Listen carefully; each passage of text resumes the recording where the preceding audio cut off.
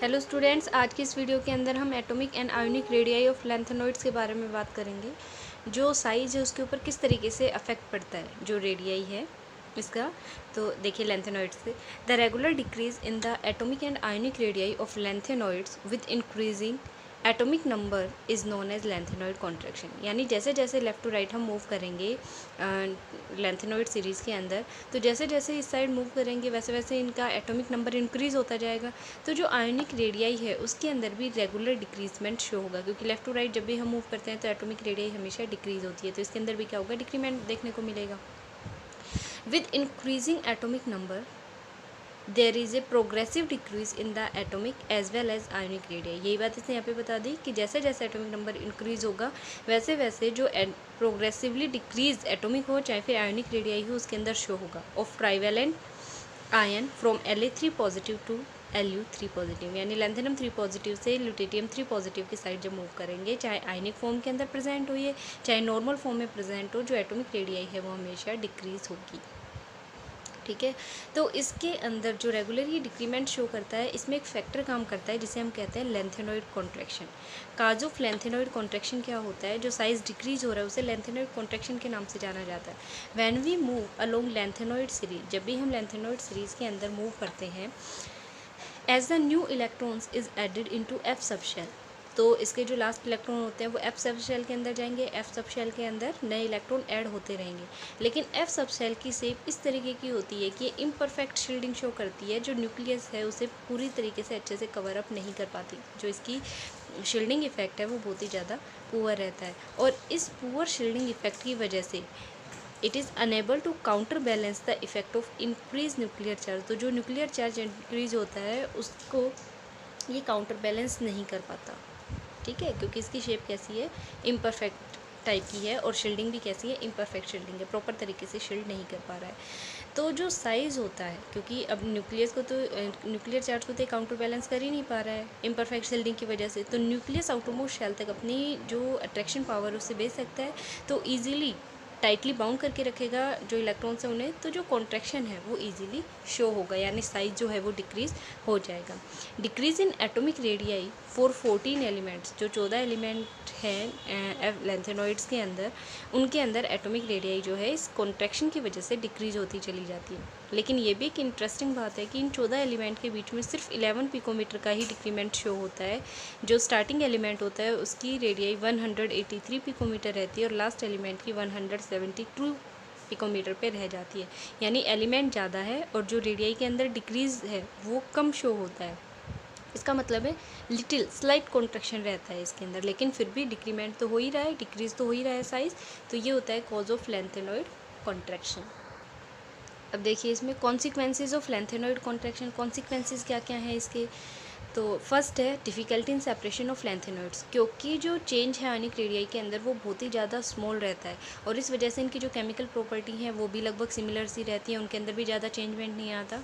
तो ये जो रीज़न है, ये लैंथेनॉइड्स के अंदर अगर वो प्योर स्टेट में प्रेजेंट है तो उनके सेपरेशन में डिफ़िकल्टी जनरेट करता है, हम उन्हें ईजिली डिफ्रेंशिएट नहीं कर पाते। लेकिन जो लैंथेनॉइड कॉन्ट्रैक्शन है ये साइज़ के अंदर थोड़ा सा डिफरेंस जनरेट कर देता है, जिसकी वजह से जो प्रॉपर्टीज़ हैं इसकी कुछ एक, जैसे सॉल्युबिलिटी है, कॉम्प्लेक्स आयन फॉर्मेशन है, हाइड्रेशन है, बेसिक करैक्टर है, ये सारे जो हैं ये प्रॉपर्टीज़ इनके अंदर डिफरेंस जनरेट हो जाता है, क्योंकि लैंथेनॉइड कॉन्ट्रैक्शन की वजह से क्या हो रहा है, साइज़ कॉन्ट्रैक्ट कर रहा है, तो इस वजह से इन प्रॉपर्टीज़ के अंदर भी डिफरेंस जनरेट होता है। और ये ही प्रॉपर्टी आगे चल के रिस्पॉन्सिबल होती हैं कि आयन एक्सचेंज मेथड, जो आयन एक्सचेंज मेथड है इसके थ्रू हम लैंथेनॉइड को सेपरेट आउट कर सकते हैं इन प्रॉपर्टीज़ के डिफरेंस के बेस पे। ठीक है, तो ये था difficulty in separation of lanthanoids, किस क्या क्या डिफ़िकल्टी आती है इनको सेपरेट करने में और फिर किस तरीके से हम सेपरेट कर सकते हैं। अब देखिए इसके अंदर next, similarity in the size of elements belonging to same group of second and third transition series. जो सेकेंड और थर्ड ट्रांजिशन सीरीज होती हैं उनका साइज जो है वो सिमिलर आ जाता है, एक दूसरे के लगभग सिमिलर रहता है।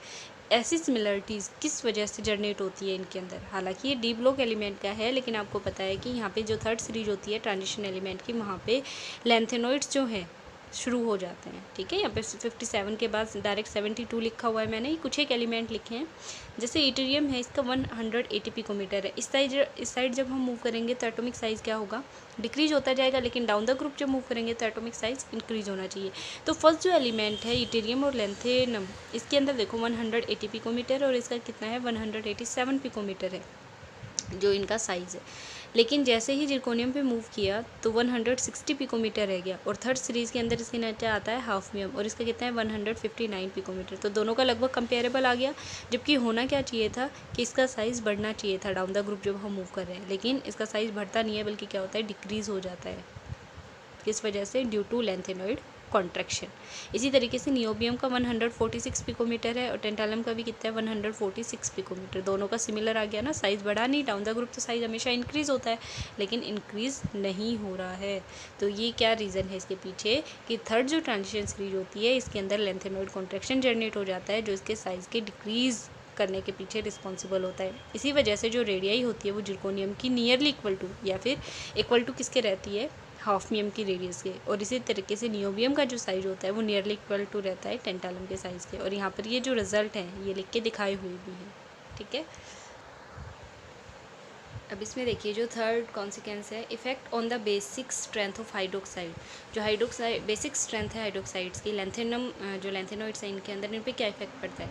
तो देखिए बिल्कुल सिंप्लीफाई कर दें यहाँ पे, as size decreases from lanthanum 3 positive to lutetium 3 positive. हमने अभी बताया कि जब भी लेफ्ट टू राइट जो लेंथेनॉइड सीरीज है इसके अंदर मूव करता है तो साइज हमेशा क्या होता है, डिक्रीज होता है, क्योंकि लेंथेनॉइड कॉन्ट्रैक्शन होता है और साइज बहुत ज़्यादा डिक्रीज हो जाता है। कोवलेंट करेक्टर, जैसे जैसे साइज़ डिक्रीज होगा कोवलेंट करेक्टर जो है हाइड्रोक्साइड्स का वो क्या होगा, इंक्रीज होना शुरू कर देगा। अगर ये इंक्रीज होगा तो जो बेसिक स्ट्रेंथ है वो क्या होगी, डिक्रीज हो जाएगी। यानी साइज़ डिक्रीज होगा तो कोवलेंट करेक्टर बढ़ेगा हाइड्रोक्साइड का, कोवलेंट करेक्टर बढ़ेगा तो बेसिक स्ट्रेंथ हमेशा डिक्रीज होगी। तो इस वजह से यहाँ पर जो बेसिक स्ट्रेंथ है वो भी डिक्रीज हो जाती है। और इस डायरेक्शन में जैसे जैसे मूव करेंगे वैसे वैसे जो साइज़ है वो क्या होता जा रहा है, डिक्रीज़ होता जा रहा है। और इस डायरेक्शन में मूव करने पर अगर साइज़ डिक्रीज़ हो रहा है तो इसका मतलब क्या है, बेसिक स्ट्रेंथ भी डिक्रीज हो रही है। बढ़ क्या चीज़ रही है, कोवलेंट करेक्टर इंक्रीज़ हो रहा है ना। तो जो हमारा बेसिक स्ट्रेंथ है वो तो डिक्रीज हो रही है। इसका मतलब है LaOH होल थ्राइस जो है ये मोस्ट बेसिक रहेगा, सबसे ज़्यादा बेसिक रहेगा, क्योंकि ये सबसे लेफ़्ट साइड में प्रेजेंट रहता है जो लेंथेनाइड सीरीज होती है इसके अंदर। फिर जैसे जैसे इधर मूव करेंगे लास्ट एलिमेंट होता है ल्यूटेटियम, तो इसका जो हाइड्रोक्साइड होगा वो सबसे कम बेसिक नेचर का होगा। इसके अंदर देखिए जो लेंथेनॉइड कॉन्ट्रैक्शन के रिगार्डिंग जितने भी कंसेप्ट आपको बताए गए हैं, चाहे लेंथेनॉइड कॉन्ट्रैक्शन है, इसका कॉज ऑफ लेंथेनॉइड कॉन्ट्रैक्शन है, या फिर इसके कॉन्सिक्वेंसेस है, और इनके जो अलग डिफरेंट पॉइंट यहाँ पे आपने पढ़े हैं, ये सारे मोस्ट इंपॉर्टेंट है, बहुत ज़्यादा इंपॉर्टेंट है। इसमें हर साल क्वेश्चन आता है इसमें से, तो आपको बहुत अच्छे तरीके से प्रिपेयर करना है, बिल्कुल भी लापरवाही ना करें। मोस्ट इम्पोर्टेंट क्वेश्चन है ये।